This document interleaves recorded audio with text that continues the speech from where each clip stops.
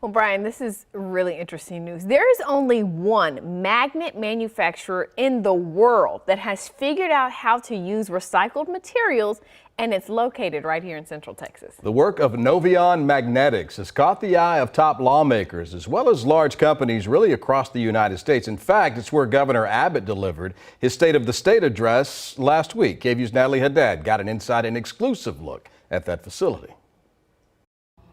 In the light, it shimmers just right, making for a glittery display and oohs and ahs.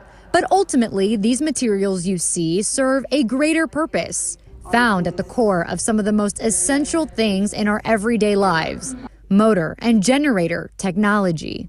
You want to think about the refrigerator, the air conditioner, the hard drive, all the way down to your loudspeakers and your headphones, robotic arms, wind turbines, medical devices. Noveon Magnetics, tucked in the San Marcos Business Park, is the only magnet manufacturer in the U.S. that uses rare earth materials, the separate components that make a magnet a magnet. We are basically reestablishing and reinventing an entire magnet manufacturing space. In a KVUE exclusive tour of the Noveon facility, CEO Scott Dunn takes us on a journey through the typically private space, describing the technology used to separate magnets, shape them for the purposes of their customers, and tout on being the only global magnet manufacturer to use recycled material. This is what we get it down to.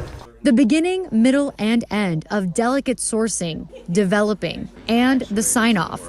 These efforts catching the eye of Governor Greg Abbott and the rest of the U.S.